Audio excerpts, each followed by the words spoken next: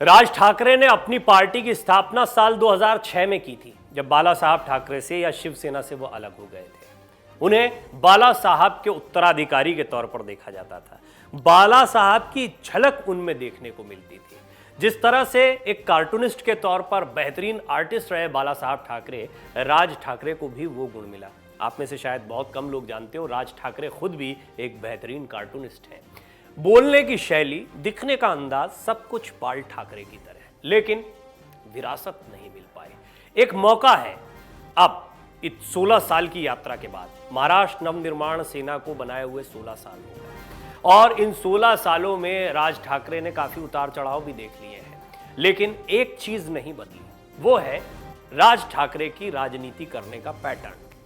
कब किससे बनाई करीबी, कब किससे दूर हुए। महाराष्ट्र नवनिर्माण सेना प्रमुख राज ठाकरे अक्सर अपने बयानों की वजह से चर्चा में रहे, ऐसी बहुत सी बातें हैं, ये हम आपको इस रिपोर्ट में दिखाते हैं। हाल की बात करें तो राज ठाकरे महाराष्ट्र की राजनीति में एक बार फिर छाए हुए।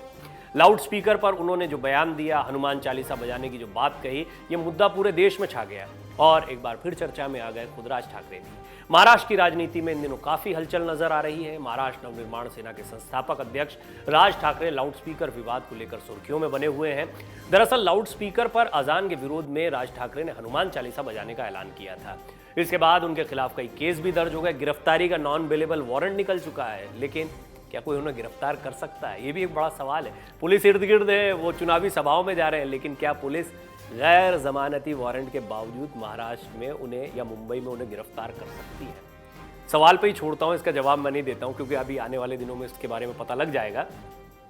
लेकिन राज ठाकरे की राजनीति के पैटर्न के बारे में बात करते हैं। ऐसा लगता भी नहीं है कि उन्हें इस बात की बहुत चिंता है कि उनके खिलाफ कोई मामला है या उन्हें पुलिस गिरफ्तार करने आ जाएगी। लेकिन महाराष्ट्र नवनिर्माण सेना की राजनीति की बात करें तो राज ठाकरे के लिए बड़ा कठिन समय रहा है। 16 वर्ष का समय रहा। वो जो कभी शिवसेना के सबसे चहेते नेता थे, उन्हें 16 साल से लगातार संघर्ष करना पड़ रहा है। 9 मार्च 2006 को उन्होंने मनसे की, महाराष्ट्र नवनिर्माण सेना की स्थापना की थी।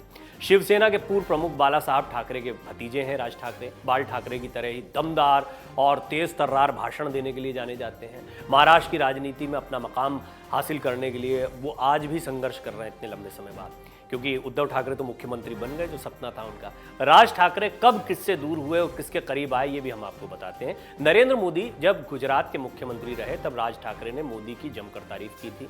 वो 2011 में 9 दिन के दौरे पर गुजरात का विकास देखने गए थे। हालांकि 2014 में मोदी के पीएम बनने के बाद राज ठाकरे के सुर बदल गए। इसके बाद राज ठाकरे ने पीएम बने मोदी पर चौतरफा हमला भी शुरू कर दिया था। बीच के साल में राज ठाकरे ने राहुल गांधी के पीएम बनने की वकालत भी की थी। 2019 के लोकसभा चुनाव में एनसीपी के शरद पवार के करीबी हो गए थे। 2019 लोकसभा में कांग्रेस एनसीपी के लिए राज ठाकरे ने प्रचार भी किया। 2019 में विधानसभा चुनाव 101 सीटों पर अकेले लड़ा। राज ठाकरे के साथ कब कौन सा विवाद जुड़ा, इसको भी थोड़ा सा समझ लेते हैं। फरवरी 2008 में राज ठाकरे ने एक हिंसक आंदोलन चलाया था, जिसमें मुंबई में काम करने वाले आपको याद होगा, ये बहुत चर्चा में भी आया था। उत्तर भारतीयों पर, खास तौर पर बिहार और उत्तर प्रदेश के लोगों को निशाना बनाया गया था और उनके साथ हिंसा की गई थी। आपको याद होगा, बाला साहब ठाकरे जो हैं वो भी इस तरह की राजनीति के लिए जाने जाते थे। उन्होंने दक्षिण भारतीयों के खिलाफ एक समय पर इसी तरह के आंदोलन की शुरुआत की थी। और राज ठाकरे ने जब अपनी पार्टी बनाई, वो अपनी राजनीतिक ज़मीन को तलाश रहे थे, तो उन्होंने उत्तर भारतीयों को टारगेट करना शुरू किया। अंदाज वही था। 2008 में अभिषेक बच्चन की फिल्म द्रोण के प्रोमो लॉन्चिंग का कार्यक्रम था, जिसमें जया बच्चन भी शामिल हुई थी। जया बच्चन ने कहा था, हम यूपी के लोग हैं, हमें हिंदी में बात करनी चाहिए। जया बच्चन के मराठी भाषा के ऊपर दिए बयान के बाद राज ठाकरे की पार्टी एमएनएस ने मुंबई में कई जगहों पर बच्चन परिवार की फिल्मों के दौरान तोड़फोड़ की थी। 2008 में ही राज ठाकरे ने अमिताभ बच्चन पर आरोप लगाया कि वो रहते तो महाराष्ट्र में, कमाते खाते भी वहीं हैं, लेकिन मराठियों के लिए कोई काम नहीं करते हैं। मनसे कार्यकर्ताओं ने 2008 में मुंबई में अंग्रेजी साइन बोर्ड को काला करना शुरू कर दिया था। उनकी जगह पर मराठी साइन बोर्ड लगाने की बात कही गई थी। आप अगर महाराष्ट्र में जाएंगे, मुंबई में जाएंगे, तो आपको मराठी में साइन बोर्ड वहाँ पर देखने को मिलेंगे। बड़े आश्चर्य का विषय है, इसका बड़ा इम्पैक्ट भी पड़ा था। अब लोग खुद अपने साइन बोर्ड लगाते हैं मराठी में, यानी ये इम्पैक्ट करता है महाराष्ट्र की राजनीति में ये मुद्दा, और राज ठाकरे इस नब्ज को जानते हैं। बहरहाल 2 अक्टूबर 2009 को राज ठाकरे की पार्टी के कार्यकर्ताओं ने वेकअप सिड पिक्चर का विरोध किया था। इसमें मुंबई को इसके पुराने नाम बम्बई से संबोधित किया गया था। मुंबई बम्बई ये भी एक बड़ा मसला था। इसी तरह 2010 में IPL 3 के दौरान शिवसेना के साथ मिलकर राज ठाकरे की पार्टी ने ऑस्ट्रेलियाई खिलाड़ियों को मुंबई में खेलने से रोक दिया था। ऑस्ट्रेलिया में भारतीय छात्रों पर हो रहे लगातार हमले के विरोध में यह फैसला दिया गया था। 2020 में दिया गया था विवादित बयान। दिल्ली के निजामुद्दीन के मरकज़ में ये मीटिंग जो हुई थी, तबलीगी जमात की एक मीटिंग हुई थी। लॉकडाउन के वक्त जमात के इस जमावड़े से कोरोना से जंग को नुकसान पहुंचा, ऐसे लोगों को तो गोली मारकर खत्म कर देना चाहिए, राज ठाकरे ने कहा था। उनका विवादित बयान था।